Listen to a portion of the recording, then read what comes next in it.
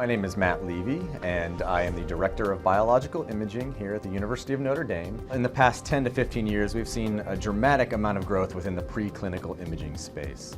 We've seen a lot of the clinical modalities become adapted for use on the preclinical side, and those would include PET, SPECT, CT, MRI, ultrasound. But we've also seen a number of modalities created on the preclinical side, and those would include luminescence, fluorescence, perhaps optoacoustics as well. And we make use of all of those modalities on a daily basis to do non-invasive imaging of preclinical specimens. So we can use our PET and SPECT for molecular or functional imaging. We can use MR to look at soft tissue. We can use CT primarily to look at bone, but also to look at soft tissue. And of course, we can do whole animal fluorescence for a range of probe studies or cancer studies, in addition to luminescence as well.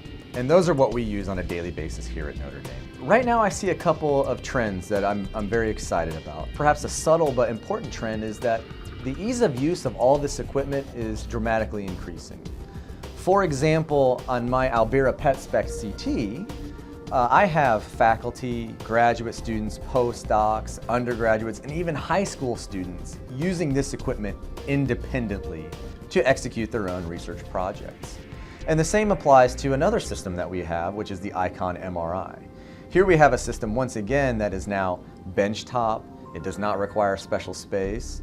And at the end of the day, the software is easy enough for the broader research community to use. That's a critical factor in continuing to grow the preclinical imaging space as it can permeate further into the research community.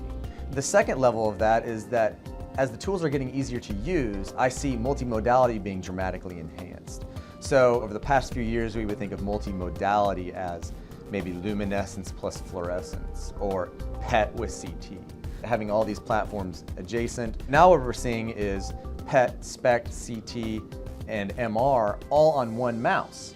And it's going to continue to go from there and grow from there. And when you figure, a 10-minute PET scan, a 15-minute SPECT scan, a 10-minute MR, a 5-minute CT, you can get access to all this information about your disease model in under an hour and do it in a non-invasive fashion that will allow you to examine that specimen over time for the length of a study. That really gets me excited. I think the barriers to utilizing all of this high-end imaging equipment have been dramatically reduced and are continuing to be reduced. More researchers will be able to make use of this equipment, and furthermore, we'll be able to cite more of this equipment at universities that are not primarily affiliated with medical institutions. So we're going to see the imaging community continue to grow, and as it grows, we're going to see an increase in the use of multimodal strategies and a range of experimental models.